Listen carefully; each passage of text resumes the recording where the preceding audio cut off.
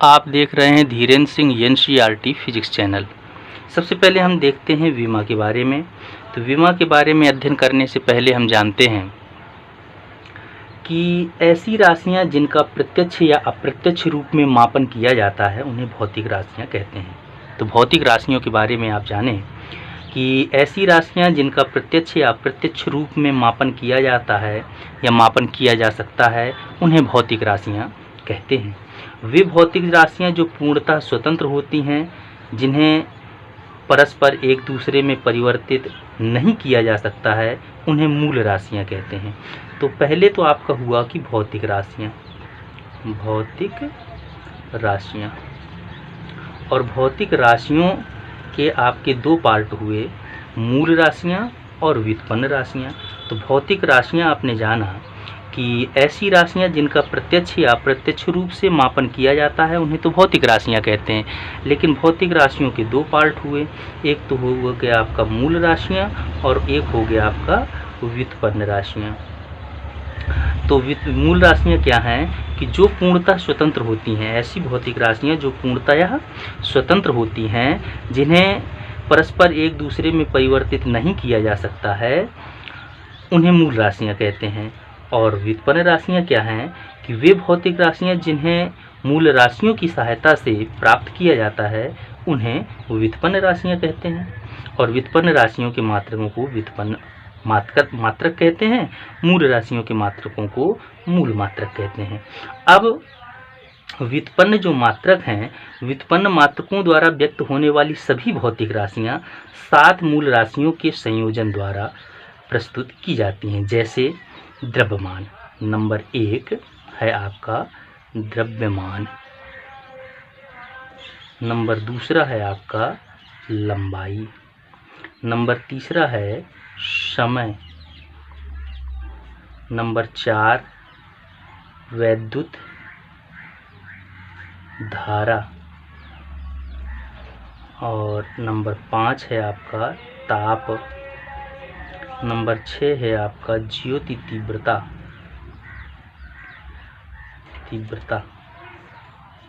और नंबर 7 है आपका पदार्थ की मात्रा। ये हुआ। अब इसमें लंबाई को जो हम डिनोट करते हैं वो डिनोट करते हैं हम यम से, द्रव्यमान को यम से, लंबाई को यल से, समय को टी से, धारा को ए से एम्पियर और ताप को के से केल्विन और ज्योति तीव्रता को CD कैंडेला, पदार्थ की मात्रा को मोल। तो व्युत्पन्न मात्रकों द्वारा व्यक्त होने वाली सभी भौतिक राशियां 7 मूल राशियों के संयोजन द्वारा प्रस्तुत की जाती हैं। ये 7 मूल राशियां ही भौतिक संसार की 7 विमाएँ कहलाती हैं। जो 7 मूल राशियां हैं भौतिक संसार में, यही 7 विमाएँ कहलाती हैं, जिन्हें गुरु कोष्ठक या कह सकते हैं कि बड़े कोष्ठक में बंद करके लिखा जाता है।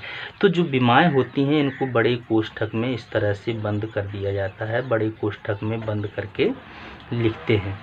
बड़े कोष्ठक में बंद करने के बाद अब हम विमा की परिभाषा हम जानें कि किसी भौतिक राशि की विमाएँ वे घाते हैं जो उसके मात्रकों को व्यक्त करने के लिए मूल मात्रकों पर चढ़ाई जाती हैं। तो द्रव्यमान को हम यम से व्यक्त करते हैं और लंबाई को यल से व्यक्त करते हैं, और कहीं पर लंबाई स्क्वायर, कहीं पर समय स्क्वायर, इस तरह से अगर आता है तो उसको हम स्क्वायर लगा करके लिखते हैं। तो घातों के रूप में व्यक्त किया जा सकता है। अगर कोई घात नहीं है तो उसको एक घात मानते हैं।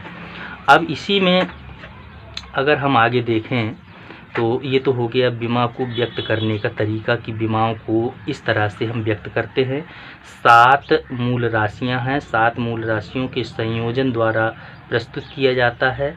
ये 7 मूल राशियां ही इस भौतिक संसार की 7 विमाएँ कहलाती हैं। अब इनके द्वारा हम विभिन्न राशियों की अर्थात व्युत्पन्न राशियों की हम विमाएँ ज्ञात कर सकते हैं। ये तो हुआ आपकी मूल राशियाँ, और यही 7 मूल राशियाँ भौतिक संसार की 7 विमाएँ हैं।